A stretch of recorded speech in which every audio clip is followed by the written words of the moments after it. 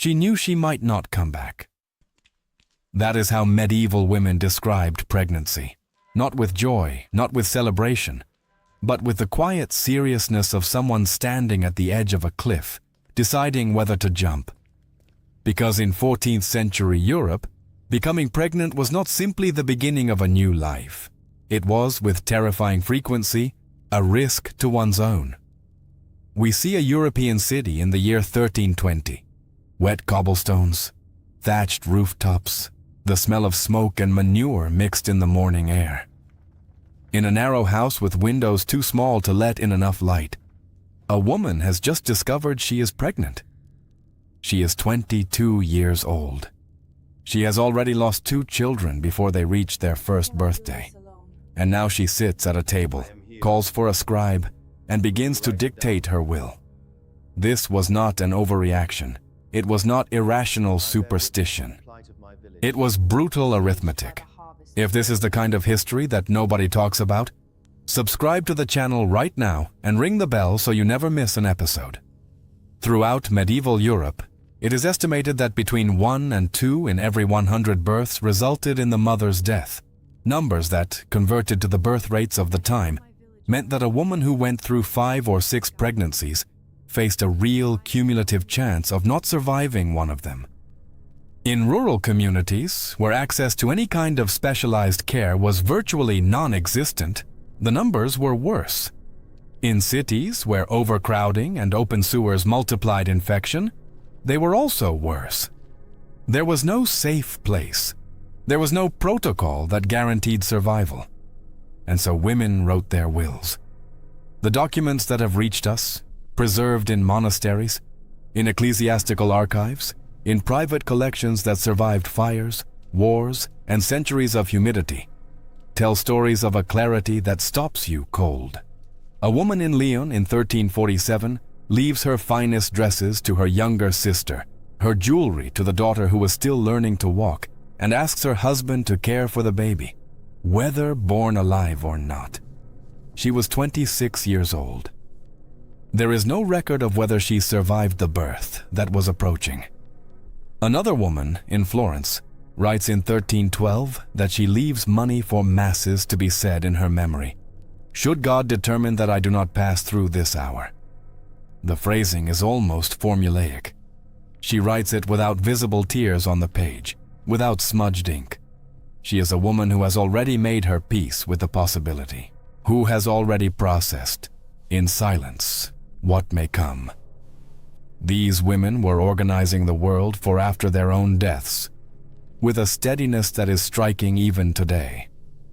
Tell us in the comments, if you had lived in that era and known these risks, do you think you would have had the courage to write that will? And where in the world are you watching this from? To understand why medieval childbirth was so dangerous, it is necessary to understand what that scene actually looked like. The room was small, stifling, deliberately darkened. Popular belief held that strong light was harmful to both mother and newborn. The windows were covered with cloth. The heat from the fire thickened the air. Incense burned, candles flickered before images of saints, and a cluster of women surrounded the laboring mother. Neighbors, her own mother, sisters-in-law, and at the center, the midwife. The midwife was, in this world, the boundary between life and death. She had attended no school. Her knowledge was transmitted orally, from master to apprentice across generations, a body of practical wisdom, of accumulated observation, woven inextricably together with prayers, with magical beliefs, with prescriptions that varied from village to village. She knew from experience how to reposition a poorly placed child. She knew how to recognize when labor had gone on too long, but she did not know, could not know, what no person in the 14th century knew, that her own hands could kill.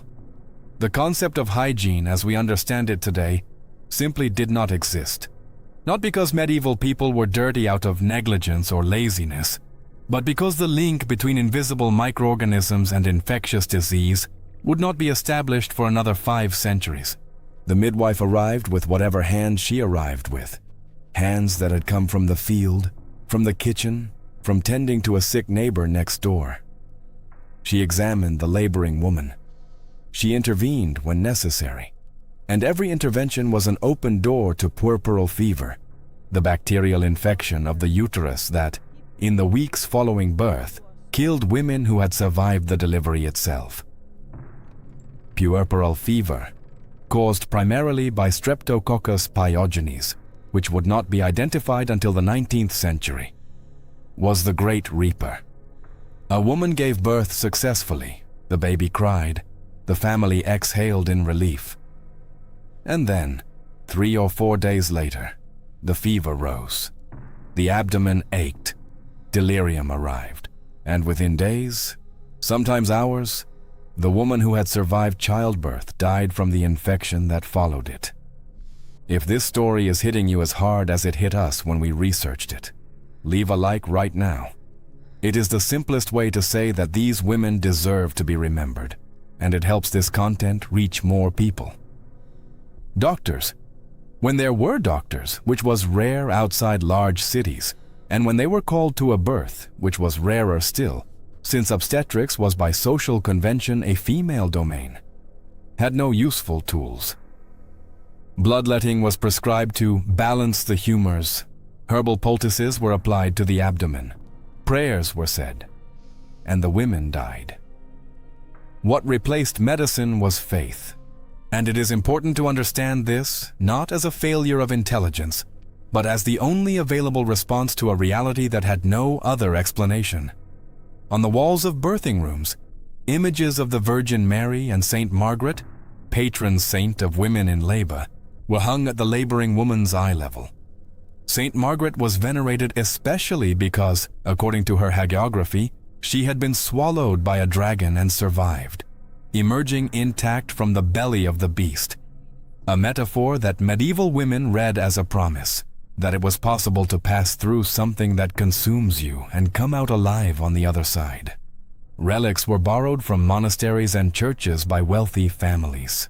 The girdle of Our Lady, several European churches claimed to hold the original relic, was placed over the abdomen of the laboring woman during childbirth.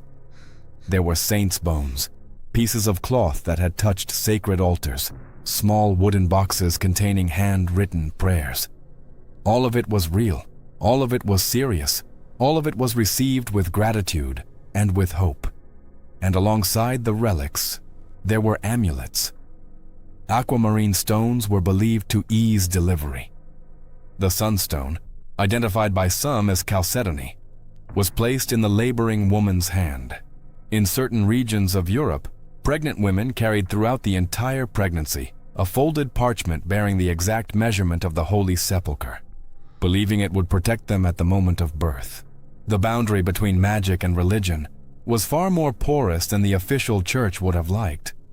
In the practice of the birthing room, the two merged into a single act of survival. But there were moments when neither faith, nor relic, nor the skill of the most experienced midwife could do anything at all. When a baby lay in a transverse position, sideways inside the womb, making birth impossible, the midwife faced terrible choices. She could attempt to turn the child manually, a procedure of extreme risk, agonizing pain, and frequent failure. She could wait, knowing that waiting also killed.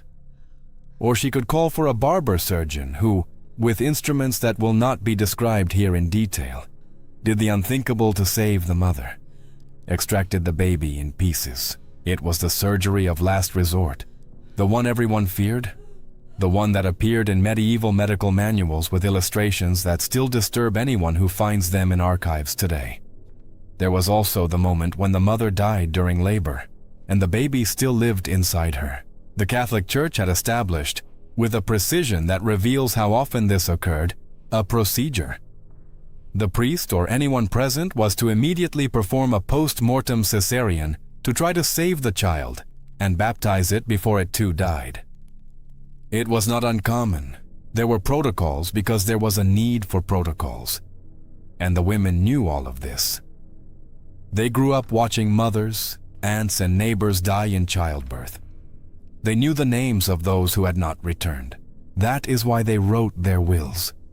That is why they instructed midwives that, if a choice had to be made, they should save the baby, because the soul of the unbaptized child was at risk, and the mother had already confessed and was ready. That is why they prayed. That is why they placed the stone in the hand, and the relic on the womb, and the image of the saint on the wall. It was all there was. What these medieval wills have left us, beyond the grief they carry, is the portrait of a form of courage that rarely receives the name it deserves. Not the courage of battlefields, which history records with enthusiasm, but the quiet courage of a woman who wakes in the morning, knows what may happen before the day is over, puts her affairs in order, says silent goodbyes to the things she loves, and moves forward anyway. She had no choice about becoming pregnant.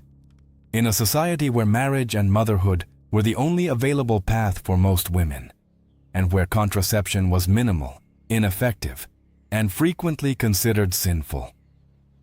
She had no choice about the risks, but she had a choice about how to face them. And she chose, again and again, to face them. The records show women who survived 5, 6, 7 births, women who lost children and became pregnant again, women who wrote wills that never needed to be opened, and women whose wills were opened, whose belongings were distributed as requested, and whose instructions were followed by husbands left widowed with newborns in their arms. What those women left us is not simply the history of how dangerous childbirth once was. It is the history of how to live, fully, with love, with foresight, with faith, even when there is no guarantee of tomorrow. Each will was an act of future love, a woman arranging the world for those she loved, in case she could no longer do it herself. Each relic held in trembling hands was a prayer offered not in desperation, but in trust, the trust of someone who had done everything that could be done, and now placed the rest in larger hands. They deserve to be remembered, not as victims of an ignorant age, but as women who carried a weight we are not asked to imagine, and carried it with a dignity that time has not erased.